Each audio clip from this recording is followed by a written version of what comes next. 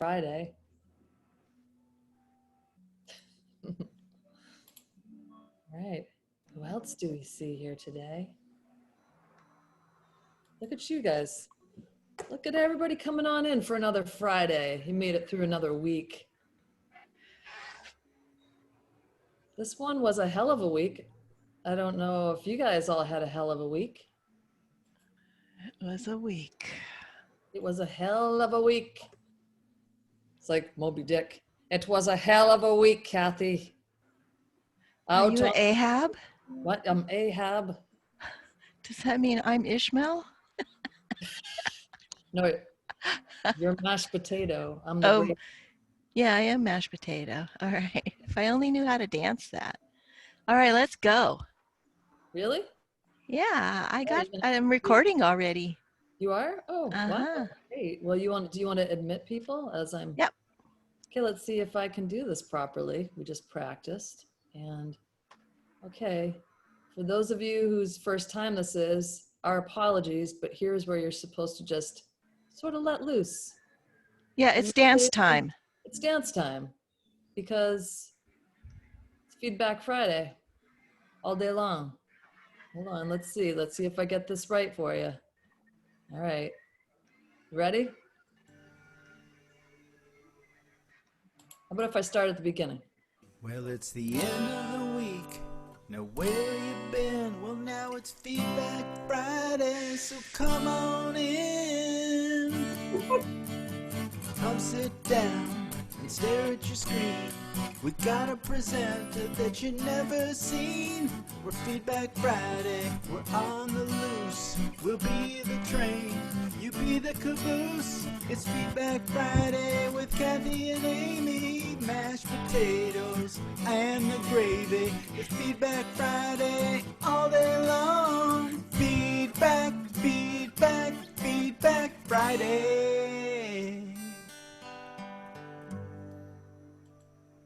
And good morning. It's Feedback Friday, episode 22. Welcome. Can't believe it, 22 episodes.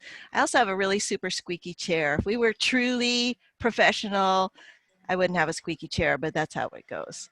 So welcome everyone. Feedback Friday is our weekly show where we speak with scholars, artists, designers, dyers, scientists about our favorite topic, which is natural dyes and color.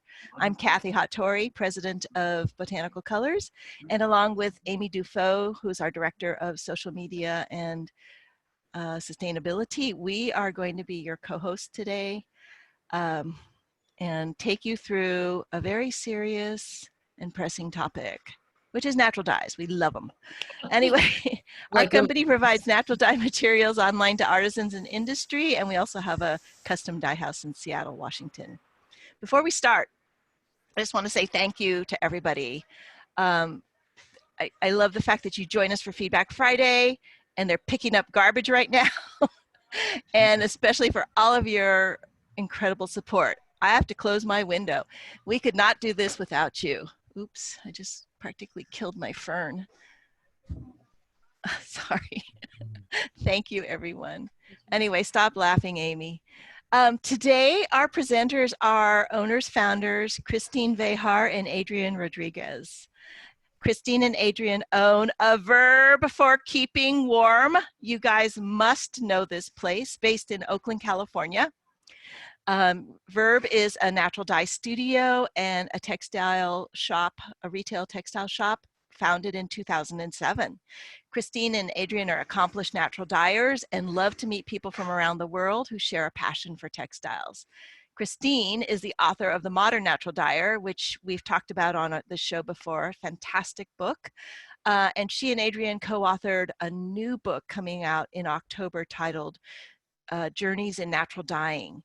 And so this is an amazing book too. We just kind of got to see a few pages of it, which is an international study of natural dyeing aimed at teaching beautiful, attainable techniques. And we get a sneak peek at it today. So before we start, a little housekeeping. Here, I got to turn my notes around. Amy's our moderator. And she's going to be monitoring the chat, which will open up after Kristine and Adrienne finish their presentation. And then everyone is muted for the presentation, but we'll open it up at the end of the show so we can all say howdy and also goodbye. And this call is being recorded. I did hit the recording button. Yes, I see it says it's recording. That's my one and only job, is to hit that button. So we did that, and we'll have that video available this weekend along with any additional information resulting from this call. So with all of that out of the way, I'm so pleased to welcome Adrienne and Kristine. Ladies, good morning. Thank you, and take it away. Oh, good morning, everyone. Thank you for being here. And I also want to say to Kathy, thank you so much.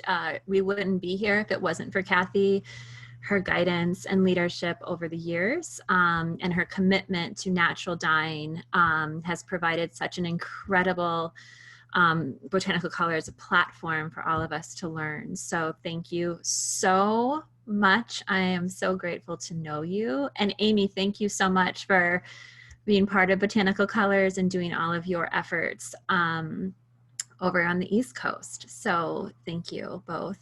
Yeah, so my name's Kristine Vejar. I'm the co-owner of A Verb for Keeping Warm. And my name is Adrienne Rodriguez, and I am the other co-owner of A Verb for Keeping Warm. So welcome. Good morning. Yeah, so basically I grew up in the Midwest, in Minnesota and Illinois, learning knitting and sewing from my grandmother and my grandmother's group of friends. It was the happiest moments in my childhood, and so it's been an honor to be able to do this as an adult. What brought you to? Yeah, so I was born in Southern California in a tiny little town called Indio in the Coachella Valley, the desert. And my father is a retired gardener, and I grew up around plants and gardening. And so my love for plants and the natural world, and of course, art and color has really come together in this. Yeah. In this. This is kind of our combined interest here at Verb. Yeah, so you wanted to give them a quick run through as to where we're at? So we are broadcasting from beautiful Oakland, California, from our retail store. It's 1,700 square feet of awesomeness.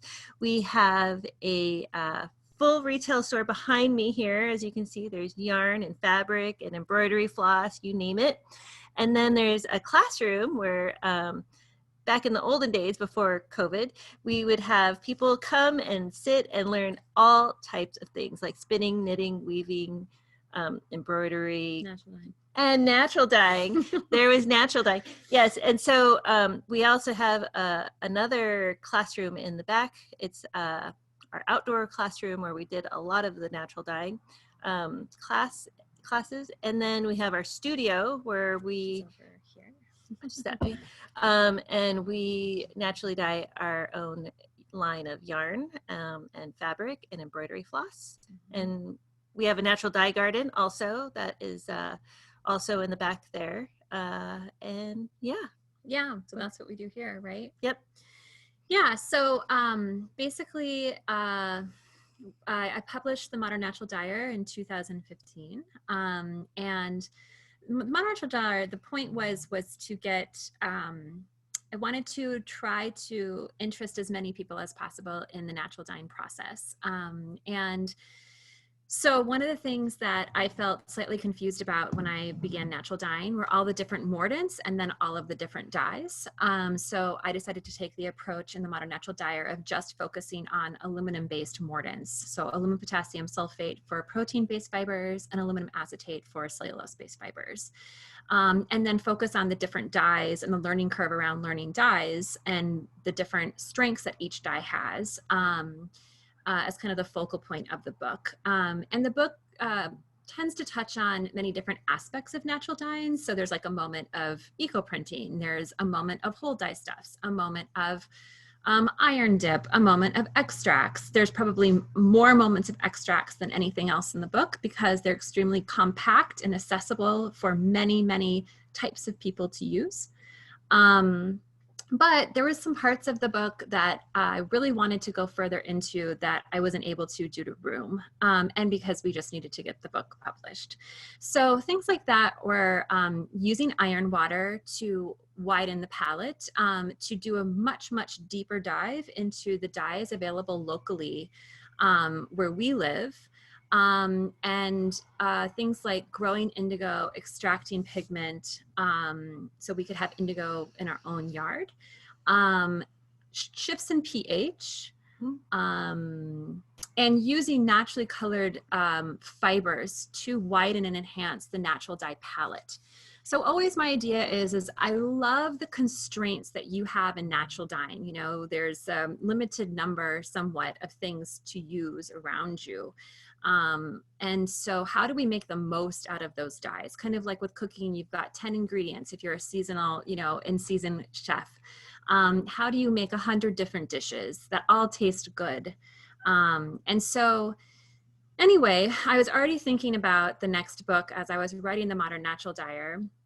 And then when the Modern Natural Dyer came out, we began to receive some invitations to go speak in different parts of the world. And then also simultaneously, while we were writing the Modern Natural Dyer, in our own line of yarns, we began wanting to kind of follow the pathway to get closer and closer to the source of where our materials come from.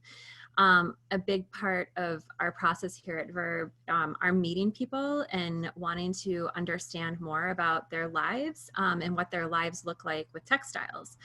And so we began working with local farmers here in Northern California, and even to some extent going on the farms, skirting fleece, helping bale the fleece, then having it sent to mills to get milled into yarn, and then it comes back here and we naturally dye it. We begin raising more and more of our own natural dyes here and on local farms as well. So it only kind of became natural that we would want to learn more about the dyes that we use that have been imported. So there was that kind of hanging out also. And so that also dictated somewhat of where we chose to go to study and to meet people. So yeah, in 2016, we went to Iceland and to Oaxaca, Mexico. And in 2017, we went to Indonesia and Japan. And we met natural dyers and farmers who grow natural dyes. And then throughout that entire time as well, we were continuing to kind of work in our home studio here and continue to like experiment and research with the different plants that we had available to us. And so that is kind of that entire journey is what is in Journeys in Natural Dyeing. And so we could do a sneak peek now if you all are ready. Kathy, is that a good idea? Okay, and Amy? Okay, good. So we're gonna do a screen share and bear with us. Okay, so here's the cover, which we had a lot of debates around because we wanted to make sure it gave somewhat of a idea of what was in the book. So this gives a pretty good idea of what some of the things are in the book. So here's the opening for the chapter on Iceland. So yeah, so one of the highlights in the book there's a section on mushroom dyeing. So this is one of Adrienne's biggest passions. She's been studying and foraging for mushrooms since like 2004 or something.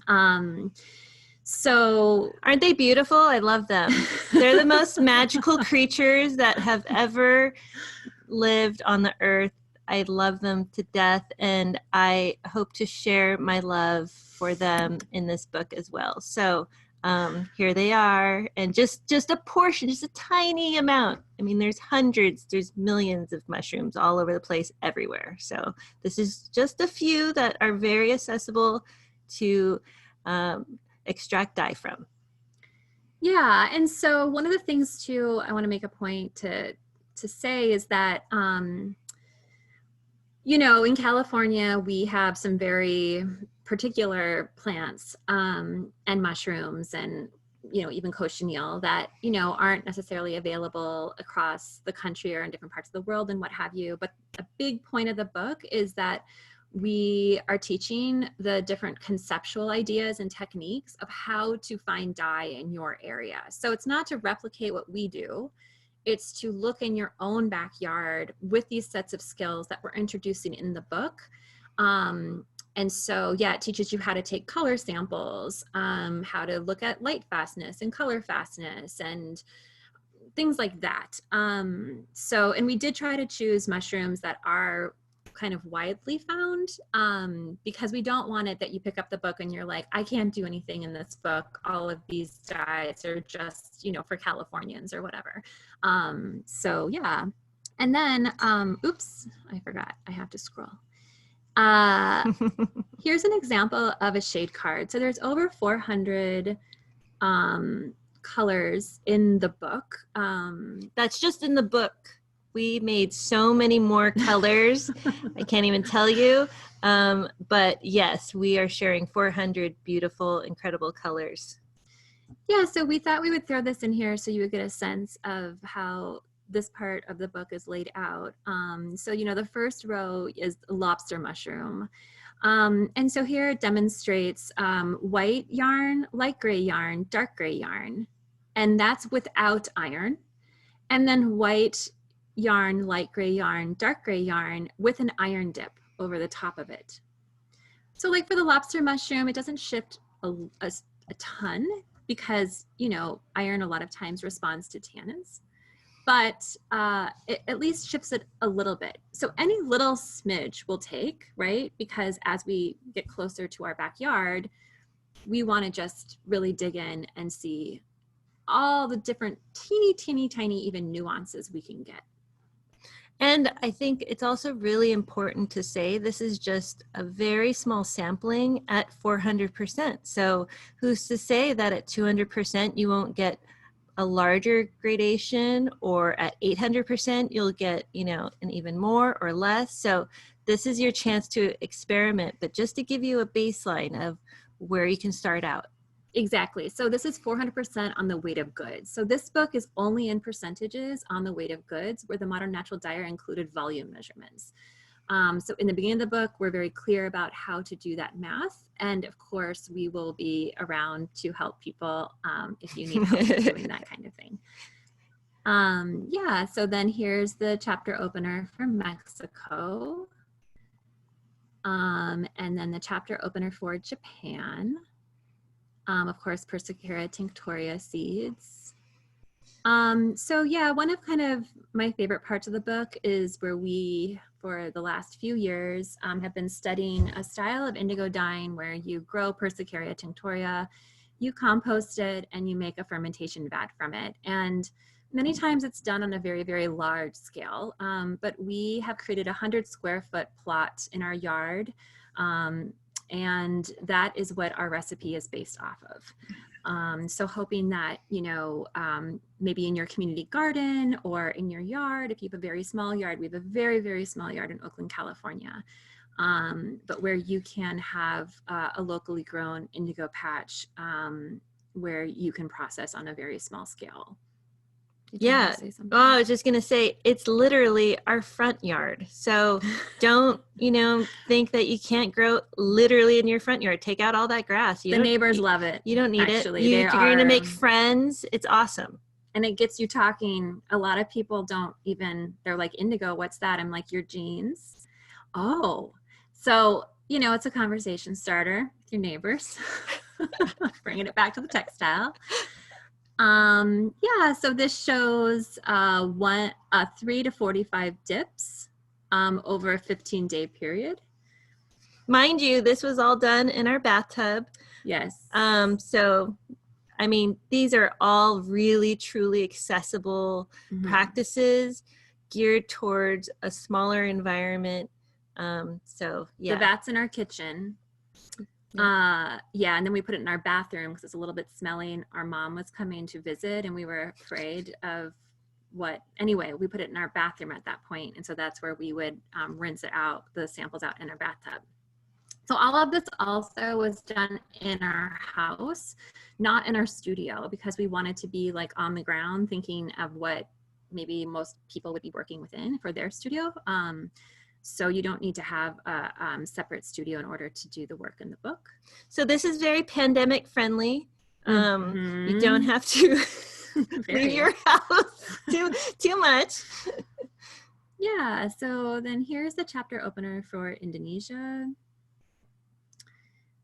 And so here's an example, and I'll come back to this in a minute, Ade, Okay. so you can read. But here's an example of what you'll see in terms of the travel essays and the artist profiles. So this is where we introduce the people who we met with along the way. So you'll see photography that I took of the different environments that we were in. And so, and then you also have everyone's contact information. So if you'd like to get in touch with them directly, we encourage you to do so.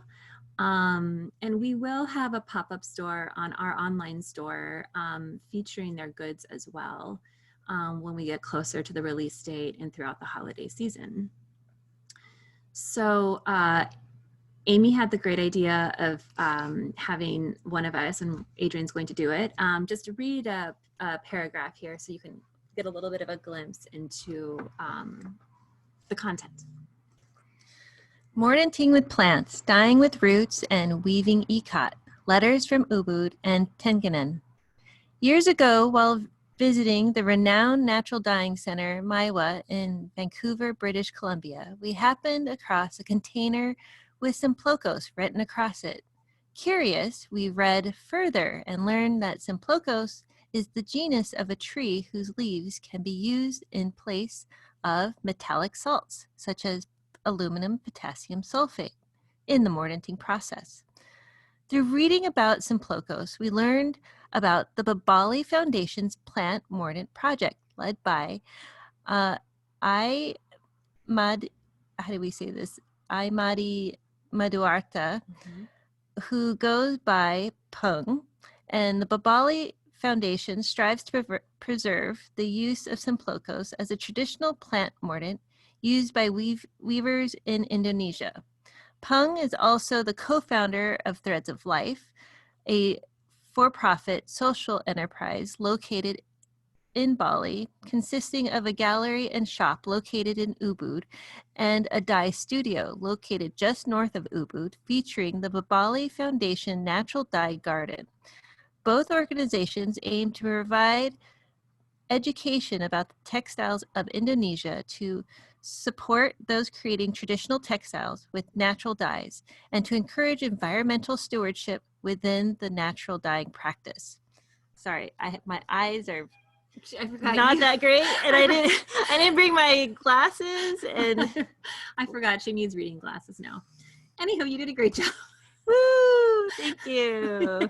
The audiobook will come out soon. Just kidding. No, it's not. Okay, so yeah, that gives you a sense of the focus when we were visiting Bali. And so here, you can see this is the Babali Dye Garden. Here's the process of beginning to mordant with Simplocos.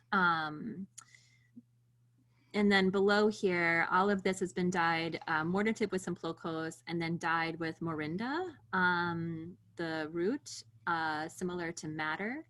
And then this incredible double Ecot weaving that is done in a village nearby Ubud, which is called Tenganan. It has incredible architecture in it. Most of the homes are handmade, as you can see where this chicken is walking down the front steps there. Yeah, so there are captions that describe what are in the photos as well. And then once you get inside the chapter, we've created palettes that we were inspired by from visiting the country. And so these are consist of the dyes that are used in the chapter. So things like oak galls, acorns, coreopsis, osage, sawdust, indigo, pecan hulls, birch leaves, etc. And so from there, you know, we continue on. So here again is another example of a shade card. A question that came through, you know, Kathy and Amy asked for questions beforehand if anyone has them. A question came through about how I've made the statement that we're able to get clear colors using aluminum acetate and in the Modern Natural Dyer and versus an alum potassium sulfate and tannin combination. And so this gives you an example of that. And so you can see in the first row here, there's 6% aluminum acetate in a chalk bath. And then right under it is a 15% oak gall and 14% aluminum potassium sulfate.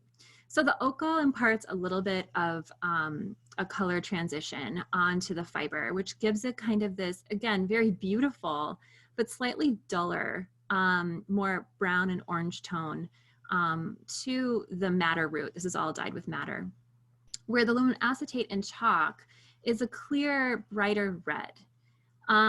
And in the Modern Natural Dyer, we went for those very, very clear colors because so oftentimes people say to us here in the store that natural dyes don't have those clear, bright colors. And so we just want to really make that statement. This book includes much more of the kind of muddier, more nuanced, very, very beautiful, in my opinion, colors.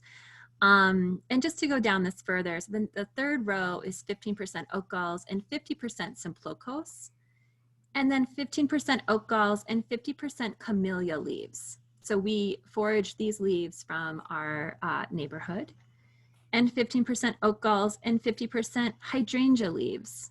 This was also foraged. So you can see our colors aren't nearly as strong using those forage leaves as the Simplocos, aluminum potassium sulfate, and aluminum acetate. But if you found yourself in your yard and you did not want to source mordants outside of a 5-mile radius, this is an option for you. So I would also say that the camellia and the hydrangea are, you know, they're soaking up the alum and minerals from the soil. So your plant might even uptake more. It just really depends on the soil. But this is an example of our soil and what was taken up from the camellia leaves in our yard. And the book teaches you about bioaccumulation and the types of soil that are most conducive for the plant to extract aluminum from the soil. So it will go into that to teach you more about that. And this is all on cotton yarn. And then here's an example of one of the projects. So this is a single Ecot woven bracelet because double Ecot was not going to happen. And this really puts into perspective quite quickly as to the complexity and talent and amazing and skill and so on and so forth of the double Ecot that are being created in Tenganen. So this gives you some step-by-step instructions how to dye Ecot and then how to weave these bracelets. And this is just one of 10 projects that are in the book. So this is just one example. Yeah, so the darker bracelet was made using 3 layers of mordant of oak galls and Simplocos and using madder as the dye. And the lighter bracelet was made using 3 layers of mordant, oak galls, and camellia leaves and using madder as the dye. So there's also a multiple mordanting process going on with the cotton. Okay, we have to make this smaller for a moment because we have a little technical glitch. So the other thing I wanted to touch on was we received another question. So this is obviously the color of the Modern Natural Dyer, but that we received a question around wool and silk from an interested natural dyer. That's good. So this is a color card that was taken from the Modern Natural Dyer. So these 3 So the top row has been dyed with cochineal, and the first 3 squares on the left are wool, and the 3 squares on the right are silk. And so here you can see that 1/16 of a teaspoon of cochineal on wool gives you this light pink color. And if you compare it to the first square of silk, you can see how much lighter the silk is. So to answer the question, silk is a completely different beast than wool. Even though silk is a protein-based fiber, it is very, very different than the fibers that come from animals. And so it's very, very sensitive to heat. It can take more mordant. It sits a little bit more in between wool and cellulose-based fibers in that sense, though it cannot endure anything like the heat that cellulose-based fibers can endure. It can take and takes more dye to get the same colors or similar colors to wool. And Journeys in Natural Dyeing goes a little bit more into silk. So the chapter we didn't show you is the last chapter, which is almost all text-based, and that gives you many, many different mordantine styles. So there's different scouring styles, mordantine styles, many. And there we've pulled out specific instructions for working with silk. Yeah, so I just wanted to make sure I touched on that for the person who asked. I hope this helps answer your question. And yeah, I think that's it. Thank you. Oops. Beautiful. I'm kind of a little bit in awe about the silk and the wool with that cochineal. I was just like, what is happening? I thought, anyways, I'll have my own questions for you after this. Let me open up the chat box here. Let's see. Oh, looks like maybe Kathy already did that. Somebody wants to start. If somebody wants to put some questions in there, go for it. But we've got a couple here we can start with. Can you guys, is it open to you? Oh, should I? Oh, no, it's fine. Let me see. Let's see. Oh, yes, everyone, try it now. Suzanne, I see you shaking your head. See if it works now. Okay, great. All right, while these are coming in, I just want to, this was one of the questions that came into it as kind of part of the wool and silk, but I know that a verb for keeping warm dyes roving since I have bought some. My questions are related to rovings. How do you process roving to reduce felting possibilities? Yeah, so I'll say something and you can say something. Is that good? I know you have an idea and I have an idea. Okay, great. One thing I was going to touch on is in the Modern Natural Dyer, there is a project around dyeing fibers, unspun fiber. And there's actually a felting project in the book where I teach you to felt, therefore you know how felting works, and so it helps you to not do it.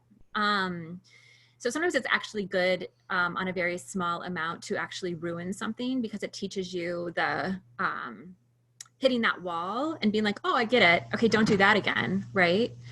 But another thing I'd say is one thing to also delineate is that unspun fiber comes in different preparations. So there's something called top and there's something called roving, and they are different. And so top has been fiber, the fleece, it's washed and then it's carded and then it's pulled through what's called combs.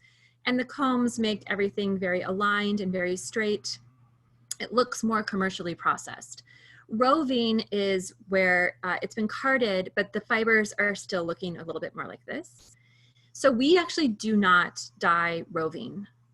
We have found that it felts very easily because of all those little and so we only dye top. And of course, again, by all means, like if you want to do roving, please try it. But that's the first piece of advice we would give, is to start with top and understand that process and then move into roving. And then Adrienne will give you a couple tips of working with top in the dye studio. How about that? Yeah, I was just going to say, I think doing top dyeing is going to be more forgivable because of the fibers not being totally interlocked. That is part of the felting process, is trying to interlock those. Yeah. So, so one of the ways to keep the fibers in their unspun form and not felted when you're putting them either in a scouring bath, a mordant bath, we use lingerie bags. Mm-hmm. So lingerie bags are really great, accessible item.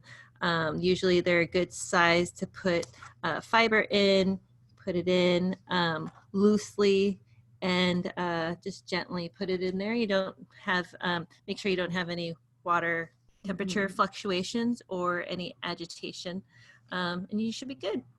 Yeah, so essentially what causes felting are temperature fluctuations in addition to agitation. So if you keep the fiber or yarn underneath the surface of the water and you move it around, it's fine. But if you go up and down, that can cause felting. So you can agitate as long as you don't shift the temperature. Yeah.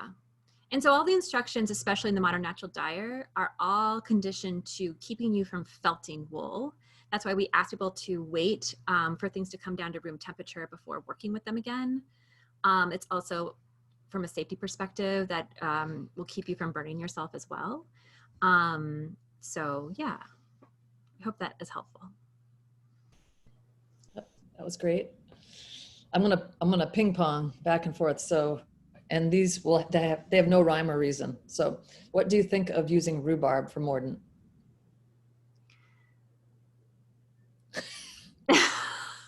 I mean, we don't use it as a mordant. We use it as a dye. And actually in the book, it is the rhubarb root is used as a dye. But we personally dye for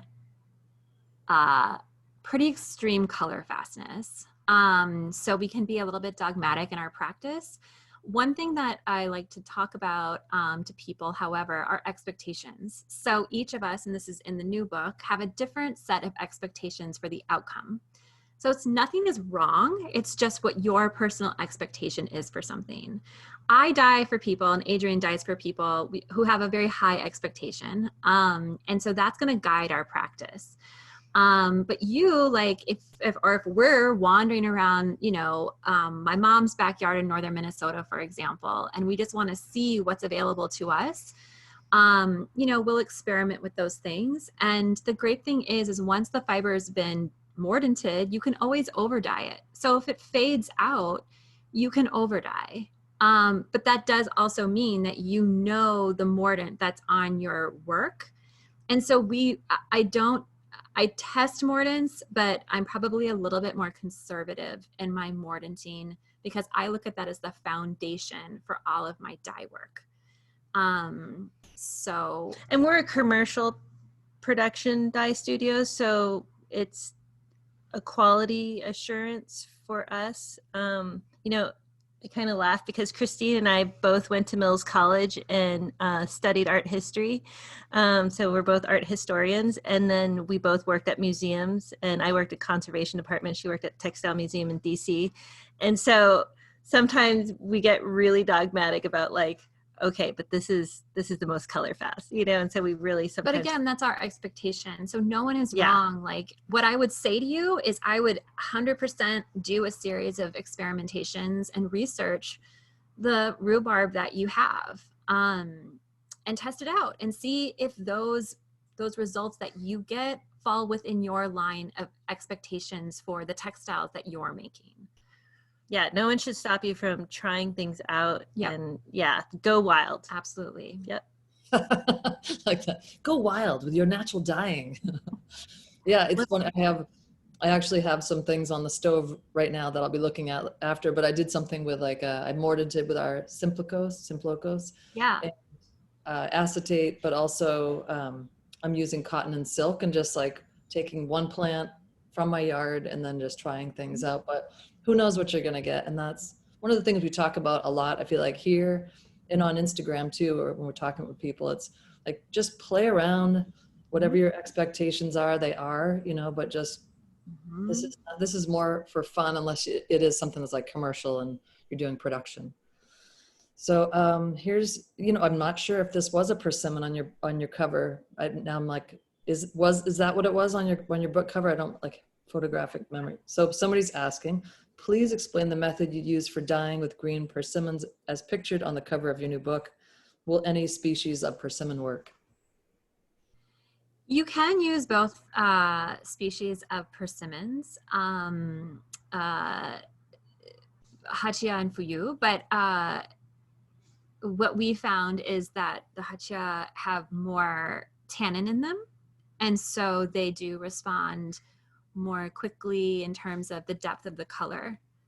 Yeah, and there are directions in the book for using persimmon dyes, and there's a color card as well that shows multiple layers of persimmon dipped textiles, as well as applying baking soda to make browns and iron water to make black.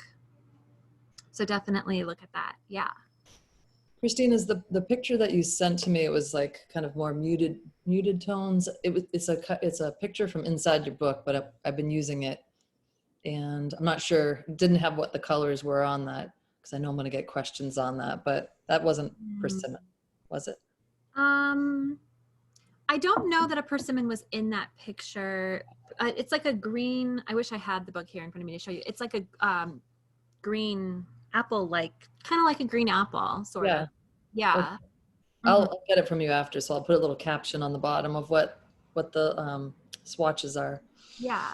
So Lynn Hart is asking, is there information about solar dyeing in the upcoming book? No, right? I mean, persimmon dyeing is a form of solar dyeing. It sure is. Oh my gosh. Yes, there is solar dye. Yeah. But not probably the solar dyeing that the person is referring to.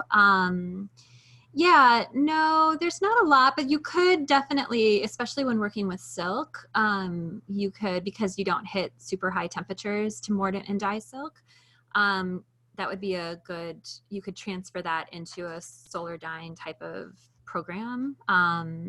There is ball jar dyeing in our book, which I would think. I think more one thing that's there that's pretty interesting is that from working with this cooperative in Indonesia and Java called Kaban Indah Batik Tuli, our teacher and friend there, Budalmini, we learned about making concentrates and then using those concentrates to do room temperature dyeing. So you will need heat to create the concentrates, but from there, the actual dyeing is done at room temperature. There's no heat because of the wax that is on the fabric. So, yeah. Okay. Question that was written in, I live in Miami. Can you tell me what are the best plants to start a dye garden in a more tropical climate? Yeah, I remember that question. So I guess the only thing I would say there is, again, like especially in the Iceland chapter of the book, would be learning how to identify and work with dyes in your yard. So like, again, I'm not going to know in Miami, unfortunately. I mean, I'm sure it's incredible. I've always wanted to visit there, but I don't know, enough. So it's going to be really up to each individual to almost make their own little research program, which I'm really excited about. Like, I really hope that people might do that and let us know, like, what is in their yard and what results did they get from their yards. So we're like in front of our huge window because we use the natural light, but like our neighbors are going to get coffee and like waving at us. Anyway. So like, do you want some coffee? I'm going to get you some. But yeah, so, and we even talk about in that chapter, like drying dyes out, like different ways of storage and how to measure the water loss in that. And so you can understand the differentiation and how you change percentages in order to get the same color. So yeah, hopefully this will give the dyer the tools to be able to look at her yard like a botanical garden in a sense. And I was just going to point out, some botanical gardens do feature dye gardens or herbal gardens. So I definitely encourage all of you to check out your local botanical garden and see if they have a little plot of dye or herbs, and see if some of that is there. Or if they're interested in collaborating with you on that, absolutely would be a great project. I'm gonna go look to see if there's anybody doing that, like on Instagram or something too, like people who have dye gardens in different parts of the country. And like, what if you had, like, you guys, the 100 square feet, or whatever it is, like what could you do with 100 square feet and what do you plant? That'd be a great book if it's not, or Instagram feed. Somebody start that, please. Yeah. So let's see. Maria is asking about any experience mordanting with black walnut.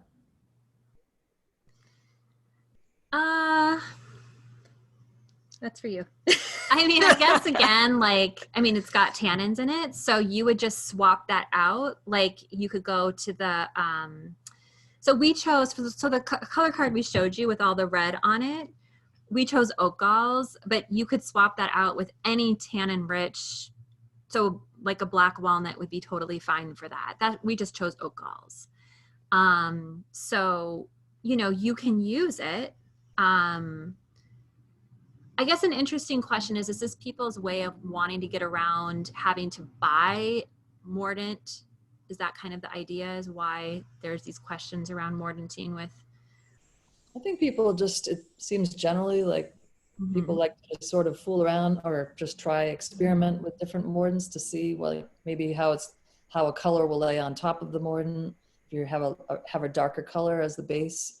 Yeah. So, can I just jump in? Yes, please. Regarding mordants and using tannins as mordants. So we've had to do a number of different natural dye projects where the actual dyed fabric or dyed yarn then goes to a test lab and gets tested. And what we found is that you've got two things that you want to think about if you decide that you want to use the traditional mordant process of tannin, and then alum, or tannin alone. Tannin alone is not as light fast as tannin plus an alum. That's the first thing. Second thing is that the tannin that you choose will super influence the color that you get. So if you're looking at black walnuts because they're plentiful in your area, your base could be fairly dark and your color yield therefore will be dark. And that may be beautiful, that may be what you're looking for, but just know that the difference between like a gallo tannin or using oak galls, which is the same thing, those are what we call a clear or a light tannin versus something that is tannic rich and has also another color within it. So just be aware of that. I mean, if you've got a walnut, windfall, use it, but just know that your outcome is going to be different than if you are living under, an oak tree or using acorns or anything else that's light colored. The same with any yellow tannin. So pomegranate is very rich in tannins, but it has very deep yellow cast. So that could be super interesting for you if you're, if that's what your palate wants to tend toward, or just, do all those different tannins and see what the result is. Same dye outcome. So like if you decide that you're going to use madder and you had walnut with madder, oak gall with madder, pomegranate with madder, myrobalan with madder, you're going to get completely different shades, and that'll be really beautiful. Yep. Thank you, Kathy. Completely. Yes. Listen to Kathy. That ties really well into this next question, which is not sure what the multiple mordanting process that you're referring to consists of. Can you elaborate, please? Multiple mordanting. I saw that too. I saw the writing on there. I was like, what is that? Maybe they're talking about layering. Layering. That's what layering, yeah. Yeah. So, how to describe this? I mean, it's essentially applying multiple layers of mordants. So, just like when you do like a tannin and aluminum potassium sulfate, you're layering those mordants. So you're putting the first layer down of tannin, then you're putting a layer down of aluminum potassium sulfate, and then you're maybe heading to the dye pot. So that's what we're referring to. And which we saw a lot of in Indonesia specifically. Also, to make a point, not on protein-based fibers. So protein-based fibers will become kind of ticky-tacky if you do multiple layers of mordants. This is about cellulose-based dyeing. Yeah, Okay. Yeah. Here's a question that's so for Adrienne. Thank you for a great presentation. Can you talk about how to store mushrooms for dyeing? I get a lot of mushroom forages who give them to me, and I just store them in paper bags. Okay, that's cool. Depends on your mushroom, typically. Like, let's say a Piezolythus tinctoria, which is the dyer's puffball. It's this large, globulous, powdery, puffy ball that looks like a poop, and it grows usually on the side of the trail or what have you. This is all over North America, so keep your eye out. It comes out right now. I just saw one recently. That tends to be pretty happy in a paper bag all by itself in a very dry area. So like a garage or a shed or something, or in the kitchen somewhere, but usually that just dries and it'll contain itself within the bag and it won't puff everywhere, and it sometimes molds a little bit around the wet part, but should be fine. You can freeze them, you can dry them. Did you talk about the dehydrator? No. So I use a little food dehydrator, and believe it or not, scavenging through just driving to the post office, I found a dehydrator someone just decided to let go of, and guess what? It worked. So now I have 2 dehydrators. Hello. Anyway, point being is that there's other uses for that dehydrator that's hanging out in your pantry. You can, you just wash it. It's fine. You're not going to, kill yourself from putting mushrooms in, but it's nice to have a separate one so you don't have to be cleaning it all the time. But yeah, drying it is probably like the fastest. And some mushroom hunters will actually bring their dehydrator with them when they're on, and they'll plug it in the hotel. So when they go foraging, you're going to go like out for the walk and you come back to your hotel room and you put all your mushrooms, and, a lot of times they'll slice them up to just like strawberries and just like set them out. Some people will put them all in a plastic Ziploc bag and put them in the freezer. If you have a deep freezer or something, that's awesome. I want one, so bring it on. But anyway, point being is that you can freeze them, you can dry them, you can use them fresh. What other applications or other ways to store them? Yeah, and then after they're dried, I put them in a ball jar. And what I've been saving a lot of is those little silicate packets that extract moisture. You could put those in the microwave and it'll kind of make them activated again. And then you put that in your glass ball jar and it'll take out any moisture and make sure you really don't have any moisture that's going to cause molding. And it also helps with buggies. Lots of buggies want to eat all that stuff. So just a word of caution, mushrooms get super gross really fast. So process your mushrooms immediately unless you want grossness. Thank you for asking. Oh my God. That was good. I wish, actually this is recorded so I can like go back to that and laugh later too. Buggies. How many skeins do you typically dye in a single color run? That's a great question that really Sarah, who's not here at the moment, would be the best person to answer. Do you know? Yeah, I mean, it can be anywhere between 4, which are typically kind of like 4 skeins. Yeah, like a pound. We start, the minimum is 4. The minimum is 4 100-gram skeins. Yeah. Yeah. I mean, But what's the maximum? We don't care about that part. oh, We're not usually dyeing 4 skeins of yarn. I know. I have an 80 quart pot, so that's kind of hard to answer. Like, I have a huge pot. So she might walk in a couple minutes and we can ask her. But I mean, 20, maybe 40. I don't know. Sarah runs the dye studio. So she would know best. Okay. Yeah. Okay. We're going to be probably taking one more question, and there's like 33 new messages I haven't even gotten to. Let's see. There's questions about indigo. There's questions about light fast. There's questions about dyeing with indigo.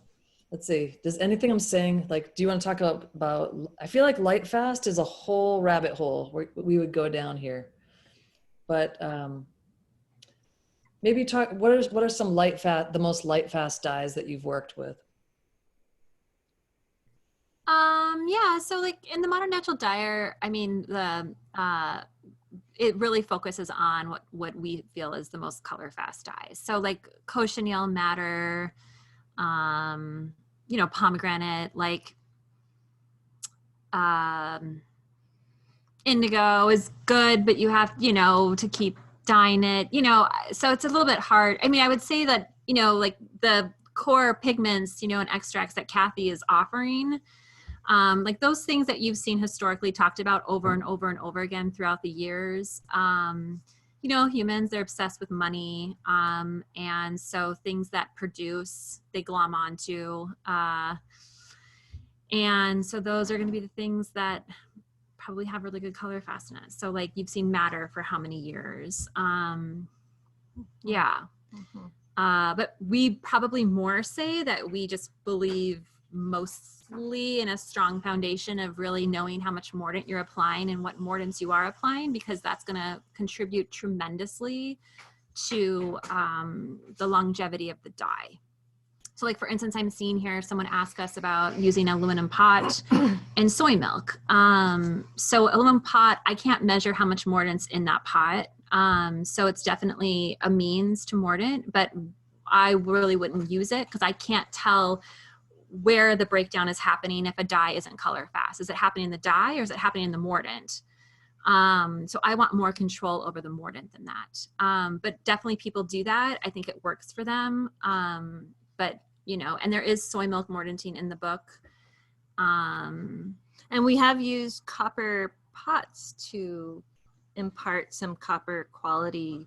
Yes, but we also add aluminum potassium sulfate when we use copper pot. Right. So, Yeah. yeah. All right. Thank you. Oh, Sarah? Oh, So how many? just got in. 40 skeins of yarn. Wow. To Dye at once. Yeah. All right. Without burning anything.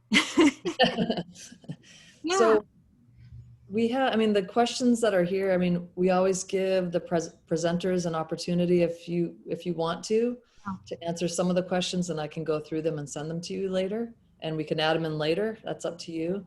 I just guess before I start saying a bunch of things, I should just turn it over to Kathy, who's going to say them anyway about your book and the pre-orders and all the questions you're asking here about the book.